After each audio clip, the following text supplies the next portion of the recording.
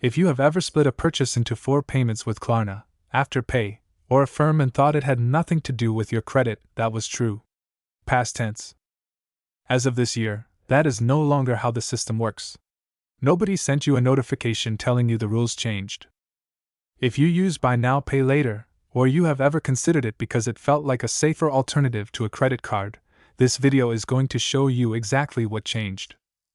Why it changed without warning, and what it means for the number that decides your mortgage rate, your car loan, and your next apartment approval.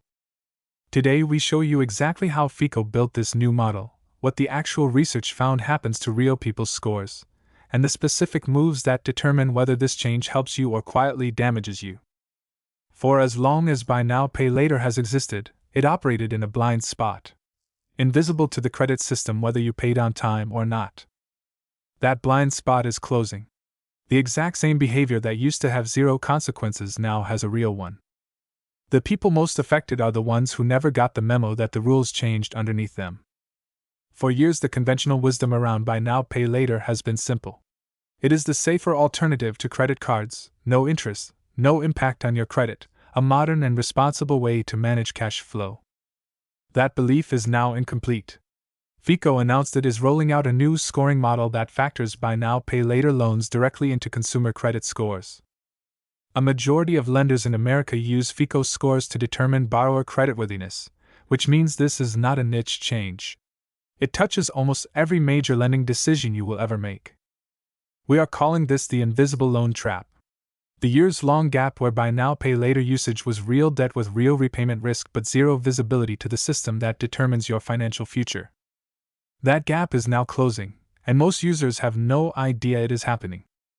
Roughly 81.5 million Americans used Buy Now Pay Later loans in 2024, a number expected to grow to as many as 91.5 million. To build the new model, FICO ran a 12-month study using data from 500,000 consumers through the Buy Now Pay Later provider Affirm. I know what you are thinking. I have never missed a Buy Now Pay Later payment, so this does not affect me. Stay with me, because the research shows the effect is not that simple. 2 in 5 Buy Now Pay Later users say the whole appeal has always been that it does not touch their credit. That assumption is exactly what this new model erases. And Buy Now Pay Later usage is not spread evenly. Lower and middle income consumers, younger generations, and first-time borrowers rely on it the most, which means this change will not land evenly across every American either. So before we get to the mechanics, we want you to meet 2 people who look identical on paper. By the end of this video, they will not be. To understand what this actually means for a real person, meet 2 characters. Same age, 26. Same income, $44,000 a year. Both regular Buy Now Pay Later users. Maya uses Klarna and Afterpay for clothing, furniture, and the occasional concert ticket. She always pays on time and treats it like a budgeting tool rather than debt. She has never thought about Buy Now Pay Later in the context of her credit score, because for years it genuinely had no connection to one. Marcus uses the same services with a similar pattern, but he occasionally lets a payment run a few days late when cash flow is tight. Never enough to trigger a collections notice, but not perfectly on time either. Same income, same shopping habits, one small behavioral difference. That difference is about to be measured by a system that never used to measure it at all. So how does the new model actually work?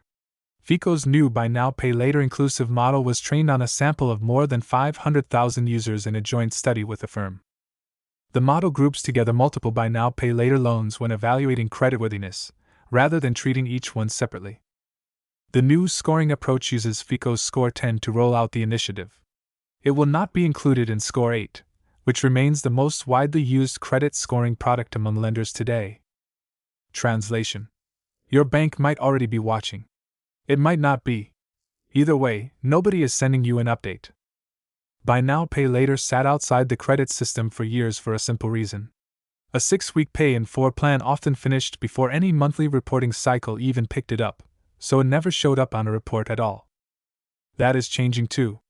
These new scores only work once Buy Now Pay Later providers actually furnish loan data to the bureaus at scale, and that pipeline is being built out right now, provider by provider, not all at once. Why now? A vice president at FICO said the goal was to give lenders greater visibility into repayment behavior, with specific emphasis on young buyers whose first credit experience is often buy now, pay later, not a credit card. That is Marcus's generation. That is Marcus. Remember Maya and Marcus. This is the exact model about to grade both of them. FICO's study found that for 85% of consumers, having a buy now, pay later account moves their score by 10 points or less, plus or minus. Most people in that group see no change at all, or a slight increase.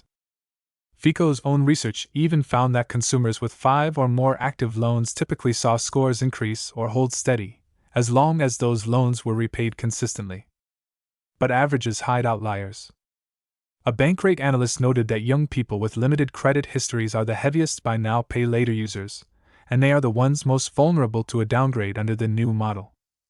A Bankrate survey found that about half of buy now, pay later users have experienced issues like overspending or missing payments. That is the group where invisible becomes expensive. That is Marcus's bracket. Consumer advocates have flagged a second problem, called loan stacking. Multiple buy now, pay later loans opened across several different apps, each one individually looking manageable, together adding up to real short-term debt. Providers historically operated independently, so a lender approving a new loan had no way of seeing how many other buy now, pay later obligations that person already carried. The new model aggregates that data across the file. For separate $200 plans running at once across 4 different apps used to be invisible as $800 in obligations. Now it is one visible number sitting on the credit file. Nobody built that math for a lender to see before. Now someone has. There is real uncertainty here too. Nadine Chabrier of the Center for Responsible Lending has warned this could have unexpected negative effects on people who are already credit restrained, and there is not yet enough real-world data to know how it plays out at scale. Something that did not touch your credit last week can touch it this week, with almost no explanation of how. That uncertainty is exactly why the next part matters. Let's go back to Maya and Marcus, because the numbers make this real in a way the headlines never do. Maya's current FICO score is 690. Under the new model, her consistent on-time payment history across Klarna and Afterpay becomes visible credit behavior for the first time in her life. Her outcome falls into the majority category. No meaningful change, with a modest possibility of a slight increase. Her projected score range under the new model is 685 to 700. Marcus starts at the exact same place. 690, identical to Maya. Under the new model, his pattern of occasional late payments across multiple stacked accounts becomes visible for the first time. Behavior that was previously invisible to any lender. Marcus falls into the higher risk minority segment the research specifically flagged. Young, limited credit history, frequent user, documented pattern of payment friction. His projected score range is 655 to 670. A swing of 20 to 35 points from the exact same starting position as Maya. Let's put a real dollar amount on that, because a credit score is not just a number. It is a price tag on your future. On a $25,000 auto loan, a move from 690 to 660 can shift the interest rate tier meaningfully. A difference of 1 to 1.5 percentage points is common at that threshold. Over a 5-year loan term, that costs approximately $1,000 to $1,600 in additional interest on the exact same car. On a future mortgage, the same score band shift can affect rate tier eligibility entirely. Over 30 years, that can mean tens of thousands of dollars on the exact same house. It is not only loans either. Landlords increasingly run credit checks on rental applications, and a lower tier score can mean a higher security deposit, a cosigner requirement, or an outright denial. Card issuers work the same way. Marcus in the 650s instead of the 690s is likely to get a lower starting limit and a higher interest rate, even on a card he easily qualifies for today. Stack a worse auto rate, a worse card offer, and a worse mortgage tier on top of each other over a decade, and 20 or 30 points stops looking small. It starts looking like a different financial trajectory. None of this required Marcus to default on anything, or to get sent to collections, or to do a single thing that felt reckless in the moment. Every late payment was small enough to feel forgettable. That is exactly the behavior the old system was built to ignore, and exactly the behavior the new system was built to catch. Marcus did not do anything dramatically different from Maya. He was a few days late a handful of times on payments that used to be invisible. That handful of days is now a permanent, visible part of his credit file. This change is not purely negative for consumers, and treating it as a villain story oversimplifies the real research. The 85% whose scores move 10 points or less will see minimal impact. Many will see improvement as responsible repayment finally counts as positive credit behavior. This closes a genuine blind spot. Young consumers with limited credit history had no formal way to build credit through buy now, pay later, even when they were completely reliable. This gives that reliability a place to register. The stated industry goal genuinely is building credit access for younger adults who use buy now, pay later as their entry point into financial life, not only punishing risk. There is a structural safeguard here too. The new scores roll out alongside existing ones at no extra cost to lenders, so nobody is forced onto the new model without a comparison point. Lenders can weigh the old score and the new score side by side before changing how they underwrite anyone. The wealth metrics is not saying this change is bad. We are saying it removes a blind spot that used to protect careless behavior from consequences. If your habits were already careless, that protection is gone. So what do you actually do with this? Step 1. Audit every active buy now, pay later account you have. List every provider you currently have an account with, even ones you have not used recently. Klarna, Afterpay, Affirm, PayPal Pay in 4, Zip. Identify the total combined balance across every provider. This is the number the new model can now see in aggregate. If you cannot immediately answer how many buy now, pay later loans you have open right now, that is exactly the blind spot this new model was built to close. Step 2. Treat buy now, pay later as real debt in your budget, not a payment plan.